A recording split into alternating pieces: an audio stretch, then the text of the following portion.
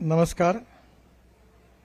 Indian institute of आर्किटेक्ट्सच्या Nagpur केंद्राने आयोजित केलेल्या रचना 2025 या प्रदर्शनाला आणि आपण 25 वर्ष पूर्ण केली या उपक्रमाला मी मनापासून शुभेच्छा देतो आणि आपल्या सगळ्यांचं अभिनंदन करतो.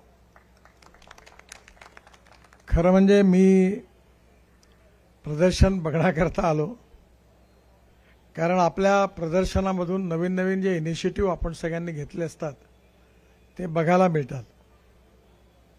आपल्या इथलं जे रिअल इस्टेटचं जे सेक्टर आहे ते आपल्या देशाच्या ग्रोथ इंजिनमध्ये खूप महत्त्वपूर्ण आहे.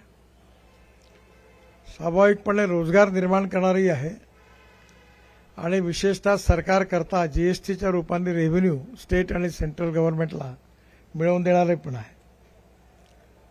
ग्रोथ वाढवायची असेल तर इन्फ्रास्ट्रक्चर, रिअल इस्टेट ही क्षेत्र डेव्हलप झाली पाहिजे. फक्त यामध्ये मी एकच विनंती आपल्याला करीन की आपल्या इथली बहुसंख्य जनतेचा आर्थिक स्तर काय आहे ते बघून आपण जर त्याची रचना केली तर ते जास्त उपयोगाची आपल्या आणि त्यांच्याही होईल. कारण आपल्या देशामध्ये 10 लाखाच्या वरती किमतीचं घर घेण्याची शक्ती हे फक्त 1% लोकांमध्ये आहे आणि त्यामुळे येणाऱ्या काळामध्ये स्मार्ट सिटी नाही, स्मार्ट विलेजेस हे कशी करता येईल याच्यावर विचार केला पाहिजे. मी स्वतः एक प्रयोग करतोय. 1000 लोकॅलिटीज एक स्मार्ट विलेज तयार करण्याचा प्रयत्न करतोय. 5 लाख रुपयामध्ये 1000 स्क्वेअर फूटचा प्लॉट आणि 500 स्क्वेअर फीटचं कन्स्ट्रक्शन, लाईफ लॉंग, पॉवर फुकट आणि पाणी फुकट असा कन्सेप्ट आहे आणि फायनल स्टेजमध्ये आहे. अनेक गोष्टी जर त्यामध्ये नवीन वेस्ट मटेरियलचा यूज आपण केला तर आपण कॉस्ट ऑफ कन्स्ट्रक्शन कमी करू शकतो. आम्ही नुकताच मनसरजवळ एक किलोमीटर रस्ता बांधला आणि त्याच्यामध्ये बायो बिट्युमिन वापरलं. सेंट्रल रिसर्च रोड ऑर्गनायझेशनने आपल्या इथे राईस स्ट्रॉपासून आपण सीएनजी तयार करणारे अनेक कारखाने आहेत. त्यात सीएनजी निघाल्यावर लिग्नंट 35% निघतं आणि ते वापरून 15% यूज रबर टायरची पावडर आणि 35% लिग्नंट बिट्युमिनमध्ये टाकून आपण कॉस्ट ऑफ कन्स्ट्रक्शनही कमी करू शकतो. आणि रोड जो बनला अगदी मनसरच्या जवळ, मनसर ते एक अनहान रस्त्यावर, तो बिट्युमिन रोडपेक्षा चांगल्या क्वालिटीचा बनला. आम्ही दिल्लीमध्ये UR2 आणि दिल्ली मुंबई हायवेमध्ये 80 लाख टन कचरा उपयोगात आणला म्युनिसिपल वेस्ट सॅग्रिगेट करून. आणि कालच मी इंदोरमध्ये होतो आणि बांबूपासून क्रॅश बॅरियर तिथे टेस्ट झाली. आपलं तिथे भारतातलं मोठं 4000 एकरमध्ये इन्स्टिट्यूट आहे आणि ती सक्सेसफुल झाली. त्यामुळे अल्टरनेटिव्ह मटेरियल्सचा उपयोग कसा करता येईल. आता ग्लास फायबर स्टील आला, सिमेंटच्या बाबतीमध्ये फ्लॅशचाही उपयोग होतो आहे. त्यामुळे इकॉलॉजी आणि एन्व्हायरमेंट प्रोटेक्ट करत असताना आपल्याला अफोर्डेबल, स्वस्त कसं करता येईल, ज्याचा आता फणशीकर उल्लेख करत होते की घरामध्ये जर आपण नुसतं गरम हवा वरतून जायला एक्झिस्ट ठेवली तरी 4 डिग्री कमी होतं. मी माझं घर आता महालातलं बांधलं आहे, बांधून जवळपास पूर्ण झालेलं आहे. ते बहुतेक नागपुरातली पहिली ग्रीन बिल्डिंग आहे प्लॅटिनम रेटिंगची. तर त्याच्यामध्ये ज्या स्लॅब्स आहेत त्याच्यामध्ये पाण्याचे पाईपलाईन आहेत आणि याच्यामुळे ब्लॉक्स जे आहेत ते होलो ब्रिक्स आहेत. त्याच्यामधून हिवाळा असेल तर गरम पाणी जाईल आणि उन्हाळा असेल तर थंड पाणी जाईल आणि 4 डिग्री टेम्परेचर कमी होईल. अशा अनेक गोष्टी त्याच्यात केलेल्या.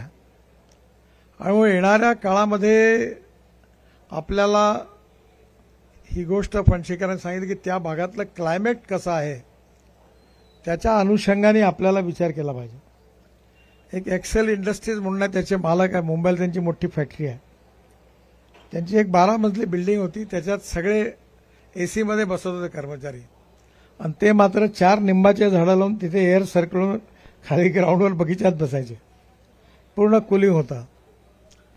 त्यामुळे अनेक नॅचरल गोष्टींचा ॲडव्हान्टेज घेऊन अशा प्रकारे रचना करण्यामध्ये अफोर्डेबल हाऊसिंग पण तयार होऊ शकतं आणि डिफरंट टाईप ऑफ जे मटेरियल्स आहेत त्याचाही उपयोग होऊ शकतो.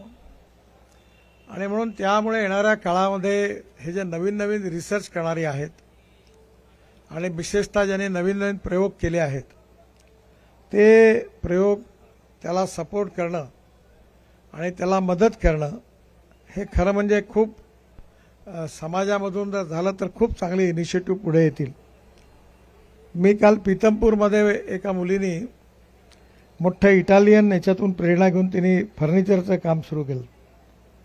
त्यांच्याकडनं आमच्याकडे फर्निचर विकत घेतलं म्हणून मला माहीत झालं. ती भेटायला आली ती मला हेलिपॅडवर आणि त्यांनी एवढे सुंदर डिझाईन्स तयार केले आहेत आणि सगळे टेस्टिंग करतात.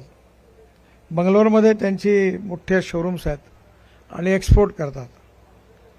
त्यामुळे येणाऱ्या काळामध्ये क्वालिटी त्याच्याबरोबर क्वालिटीच्याबरोबर कॉस्ट आणि अफोर्डेबल हे जर नक्की असेल तर यात फारच चांगलं प्रोत्साहन आपल्या सगळ्यांना मिळणार आहे.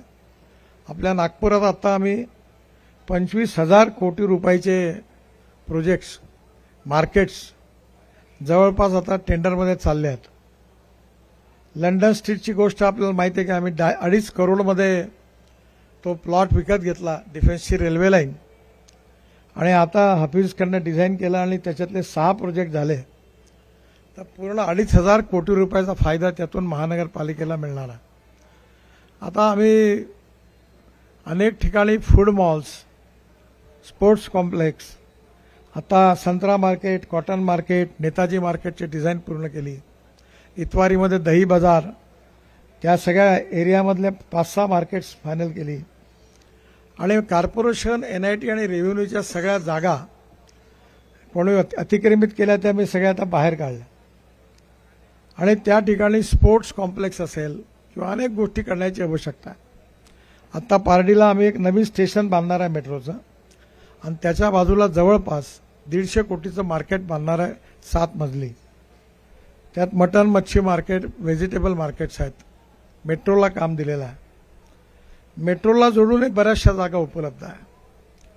त्यामुळे माझी आपल्याला एक विनंती आहे, ज्या कारणाकरता मी आपल्याकडे आलो आहे की आपल्या नागपूरचं पुढल्या 50 वर्षाच्या व्हिजनमध्ये काय केलं पाहिजे त्या बाबतीतल्या तुमच्या वेबसाईटवर तुम्ही सगळ्यांच्या सूचना बोलवून त्या सगळ्या आमच्याकडे द्या आणि म्हणजे त्याचा विचार करून नवीन नागपूर कसं प्लॅन करता येईल याचा नक्की आपण विचार करू.